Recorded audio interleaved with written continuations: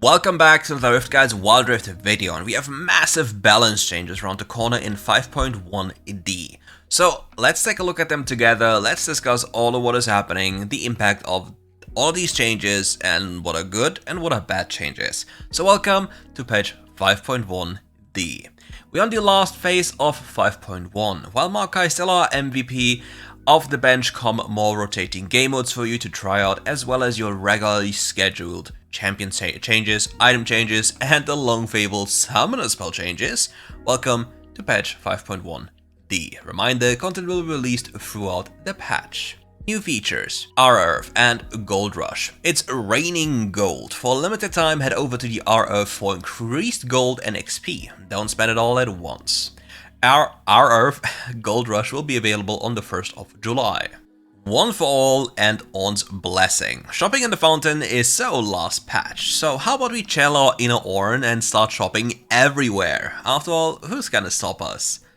This event will be available on the 8th of July. USB and Schrodinger's health bar.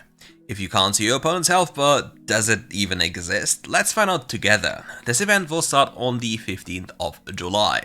And for the last event, we have the pre-season trivia quiz. We're gearing up for the next big patch, and what better way to get hyped than goodies? All you gotta do is ace some trivia questions, and that's a pretty sweet deal, right?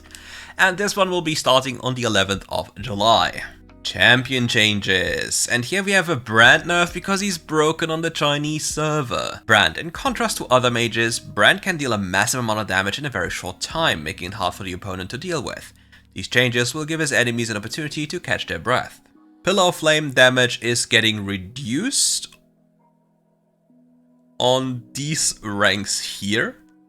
We have a 5 damage decrease per level that at the end amounts to a minus 15 damage nerf, no change in scaling. The third ability, Conflagration, doesn't get a change in the flat damage, but gets a change in the scaling department. So let's quickly talk about Brand. This change is actually quite funny, because Brand in general loses against all meta mages, gets scaled, and the only saving grace Brand has is if people take very bad fights into him or try to just fight him 1v1, like jump into him and then they just die to the full combo. The biggest damage of Brand doesn't also come from his spells, but from his passive as well as an item, Liandry's Torment.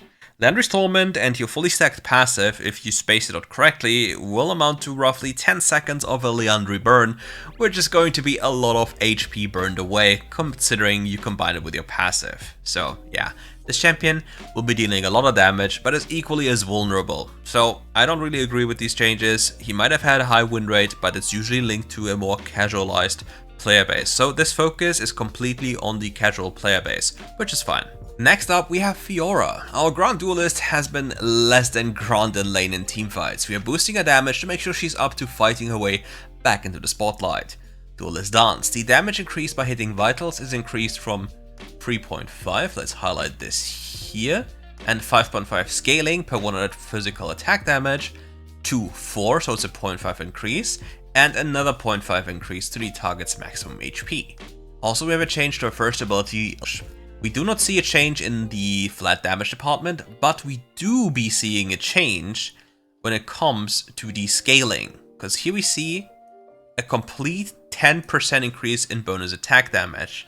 And also, her mana cost of Blade Works are going to get decreased by 10 on the lowest rank, and across the board you see it's a 10 change. So what does this do? First off, this makes Conquer Fiora a lot better, basically removes Grasp Fiora. Also, what it opens up more often for you to do, since the biggest weakness of Fiora is actually dying too fast, it's you playing with Heartsteel. Since you're having more sources of AD now, it might feel a little bit worse for a moment, but you still cannot really die. So yeah, Heartsteel is a pretty underrated item on Fiora. You should give it you should check it out, and yeah. But the kings of the Baron lane will still be Yone and Jax. The next champion on this list is going to be Graves. Graves has been underwhelming both in clear speed and damage to opponents. These changes will make sure he's able to keep up. End of the line. The cooldown is being decreased by 1.5 seconds in the early game, and in late game it remains the same. The initial damage of the spell is getting increased by 15 on rank 1, which is across the board. And we see another change, that there's a damage to monsters ratio, which is also increased from 90% to 105%. We also have a change to quick draw. The bonus armor from True Grit is getting changed from 6 to 8 on the lowest level and from 18 to 26 on the highest level. However, the maximum stacks are reduced from 8 to 6. What does this do? You will have more armor earlier, making it easier for you, because it's very unlikely that you have many instances in which you have your fully stacked passive available. For the jungle clear, this is very much needed because this champion really isn't doing a good job of clearing jungle. He suffers from the meta in the game. He is too short ranged, and yeah, he's generally not a very good champion in current WildRift. With this, he might be getting better. I need to do some jungle clears once this is live and see how he transitions. But I don't think it will be the fix towards making him stronger. I mean, he will be stronger, but he will not be broken, if you know what I mean. Jace has been dominating, especially in the early and mid game. These changes will make sure he's more in line with his opponents. Shock Blast. The damage is being decreased by 5 from 70 to 65, and on the highest level from 350 to 325. If you're unfamiliar with this, Jace's first ability also scales with his third ability. So you have to, technically speaking, 1.4 the damage change, because that's the damage you gain, because it deals 40% more damage if you shoot the Shock Blast through the acceleration gate. So the 25 damage will actually be about 35. You'll have about 35 damage loss on your level 7 Shock Blast through the acceleration gate. Will this make Jace terrible? Hell no. Will this make Jace any weaker than he is right now? Yes, the keyword is weaker, but not weak. Very important, because you still pick Jace for the following reason of absolutely stomping lane and transitioning your snowball onto the map. So the level 7 change is not impactful to that one. Still, at least they're taking away a little bit of his power in mid game, which is completely fine. The next absolute assailant and monster we have on the list is Kaisa. Kaisa is a multi-talent when it comes to doing it all, capable of dealing lots of damage while retaining high mobility. We want players to make more conscious decisions when playing her, especially when it comes to positioning. So they're changing the third ability, Supercharge. The additional movement scaling is being, or the flat point is getting reduced from 60 to 50. So we have a total 10% reduction here. And the attack speed scaling with it is also being reduced from 100% to 80%. Not only this, but also the attack speed scaling that you get, like the bonus attack speed you gain, is reduced by 5. Is this going to make Kaisa a terrible champion? No. Kaisa in current WildRift features a few things that are very broken. Number 1, Terminus Rush. After this, defensive boots, and you don't die anymore. Then you only need to get to 2 to 3 items and you kill everyone. And that's the only thing that Kaisa is balanced around. And her strongest item, Terminus, is very unbalanced on her, so I hope we see some changes towards that one. But yeah, this is fine, but I'd rather see some damage nerfs. Katarina. Unlike her fellow assassins, Katarina's daggers have been failing to reach their target. We are tweaking some numbers around so she can strike true on her enemies. Veracity. What changes do we have here? So 40 plus 10 plus 100 plus 33 to 40 plus 13 plus 100 plus 33. So the passive is getting more power up to 3 times 15. Shouldn't put damage changes. What do we have here? We have a flat damage change that is not happening early game. It is happening on the second point onward with plus 5 up until 110. And then we have an increase in ability power scaling by 5%. So Katarina is just getting a little bit more damage. The issue with Katarina is usually she, number 1, needs to heavily snowball to even have a chance. Then she needs QSS to be functional in fights. And then why not just pick any other teamfight champion that completely outperforms Katarina and has a better laning phase? Again, does this make Katarina better? Yes. Does it make her good? No. The one thing we all waited for, MAOKAI changes. Our newest addition to the Rift might have had a little bit too much mulch for lunch. His health regen is through the roof, so we're making just sure he doesn't outgrow his roots. The base stats, he's losing 3 base armor, like 46 to 43. Set magic, which is passive, the health regeneration is getting changed from 2 to 30 to 5 to 13.5 to 2 to 30 to 4 to 12% of his maximum health. The Bramble Smash is getting changed. It loses 10% total damage, no changes in the scaling. The second ability, Twisted Advance, is getting a change in the root direct. It starts on the second rank of the spell and goes down by 0.15 seconds. So first off, I agree that this champion needs nerfs. This is fine, this is okay, this is okay, this is okay, but it doesn't tackle the core issue of the champion. The champion is way too easy to be piloted and does way too much damage. His first ability's damage doesn't really come from these numbers here, but from the percentage max health scaling of the enemy champion. The issue with this sap magic doesn't come from the inherent healing of itself, like reducing it by 1.5%. It comes from the fact that every single time you get hit by a spell or cast a spell, its cooldown is reduced, which means you have it in a teamfight. You have it nearly every auto attack. The root duration, it's also not enough. Like, in all honesty, we need to nerf more. Like, this is not going to be enough. Like, all of these changes are nice. They make Maokai weaker, as I love to say, but it doesn't make him weak. He'll still be as Giga Omega broken tier. It is what it is. I will not lie to you. Suzanne, Mr. Nasus. Nasus is the ultimate late game skill champion on True, by the way, but it can be unsatisfying when the game ends before you even reach your final form. We're giving a boost to the damage you gain from Siphoning Strike to help you get there faster. In addition to that, we have base mana changes, base mana region changes from 12 to 14 per tick. Siphoning Strike damage when you kill a target is increased from 4 to 5, and if you kill a champion, large minion or large monster, it goes from 8 to 10. Since Nasus has a very difficult laning phase, this is actually benefiting jungle far more than it benefits lane, so you can be happy to see some Nasus jungle very soon. Maybe next patch we see some Divine Sundra, Sundered Sky Nasus, if it's not exclusive, but yeah. Mr. Fresh. Fresh has pretty high base damage, making it hard to deal with him in lane. We are making sure he maintains his strengths, but not unreasonably so.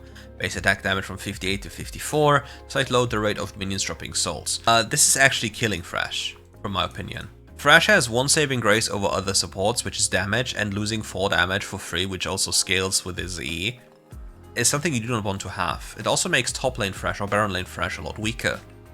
I do not necessarily understand why they're doing this. Other supports like Leona, Nautilus, etc. are just way better. But I guess he has been seeing some crazy play rates. I don't understand these changes, and we leave Nautilus, Leona, and all the other engaged supports completely untouched. So yeah, I don't understand this change. Like, Fresh deals damage, but yeah, that's his only saving grace.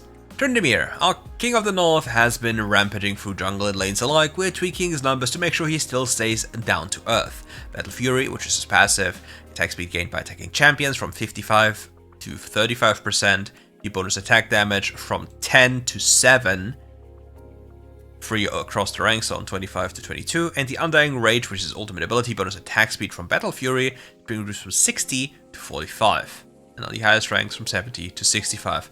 So we are completely slapping Tryndamere for just existing. That's actually crazy. Again, I do not believe Tryndamere was broken. He was good during the laning phase due to his sustain, like he couldn't die. The issue is carrying games with Tryndamere was more of a problem because you're a melee range 80 carry. So if you go close and you have the HP pool of an 80 carry, you have to pop your ult immediately, and then you have 5 seconds to, well, play. And if you pick Tryndamere blind, you just get slapped. So you want to just pick him into good comms. And with the removal of Hullbreaker, etc., side laning is a lot more difficult nowadays, and with the Riot's focus on making the game more ARAM-oriented, it's also getting more difficult. So yeah, I personally don't understand why the champion in jungle has had such a good success rate, because in all honesty, I don't think he can compare to any of the meta jungles. Twisted Fate. Pick a card, any card. Red card, tons of damage. Blue card, tons of damage. Yellow card, you guessed it, tons of damage. Maybe Twisted Fate has been doing a little bit too much damage lately. These changes will make sure he's not running amok on the Rift. Pick a card damage. Damage of the red card is being reduced in the scaling department by 5%. damage of the blue card is being reduced in the scaling department by 5%. And no changes to the yellow card. Okay, but a stacked deck passive change. We have -10 damage here, and across the board it's going to be -10 in total, and an active attack speed gain change from -10%. And that's also the total change. Twisted Fate has been really good in the game recently. I think these changes are fine to do. Personally, if you want to balance Twisted Fate, I would lower damage of yellow card maybe and increase damage of blue card. So there's a reason to blue card, because blue card is the highest damage card. And yeah, I think this is okay. I don't know if it's gonna kill the champion. It's gonna make his laning phase definitely weaker, considering the attack speed change. Lose 10% and 10 damage. This is very huge for Twisted Fate's laning phase. You lose a lot of trading power, and your trading power wasn't strong before. If he gets into the game and gets to scale like an AP champion towards 3 items, he'll still kill you. Like, he will still stun you and kill you. So that is not gonna change. It just makes his laning phase, especially with the change to the third ability, a lot weaker from my opinion. Varus has been enjoying all the different AP items available. We've updated his AD scaling to allow you to explore all the diverse range of builds. Piercing Arrow. The damage is increased by 10 in the flat department, so we have an increase. Oh no, I'm blind. My bad. We have the same damage here. Like, this is all the same. But we have an increase here on the AD scalings. But funnily enough, you buff Varus, which is arguably the most broken AD carry in the game, that kills everything in front of him. And instead of like tackling something else, you're buffing the AD ratio. Now, which item has AD as well? It's Terminus. Does an on-hit Varus still have AD? Yes, he will. He will have Terminus. So good luck.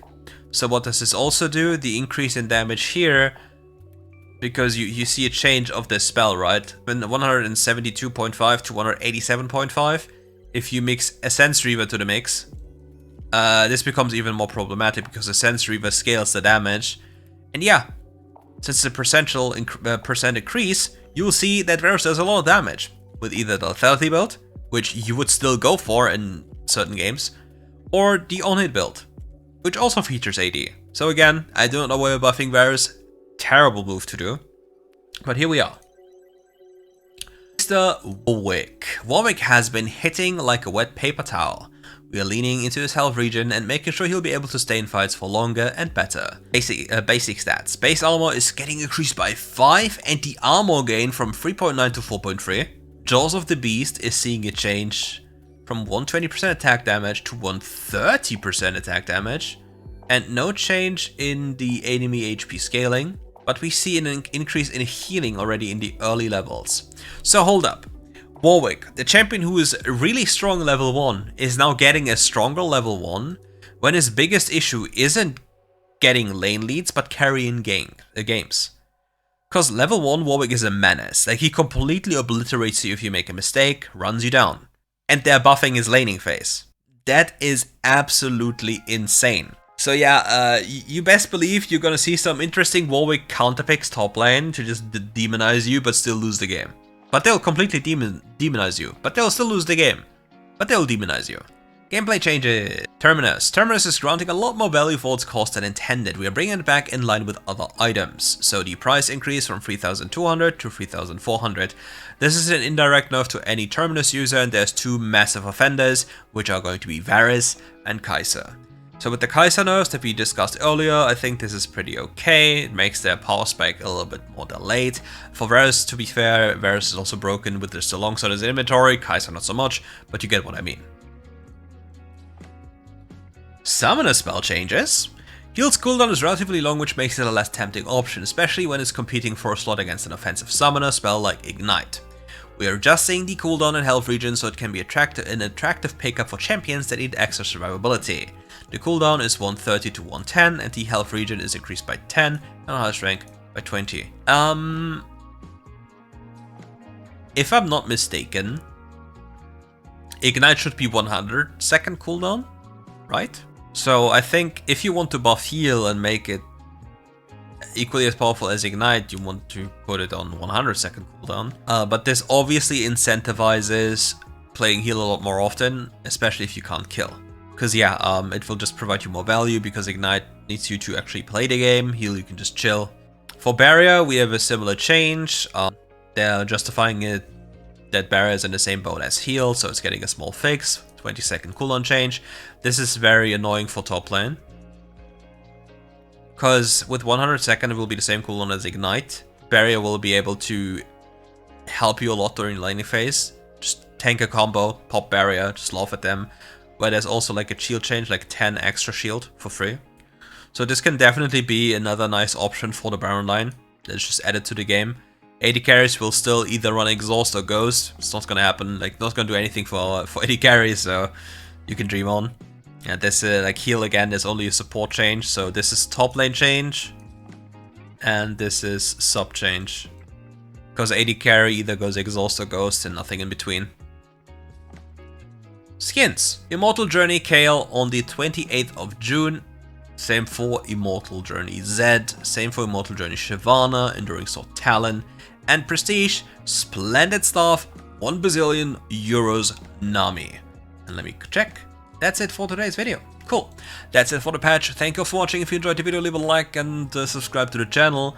Leave a comment to boost the algorithm, and we'll see each other for more RiftGuides content very soon. Goodbye.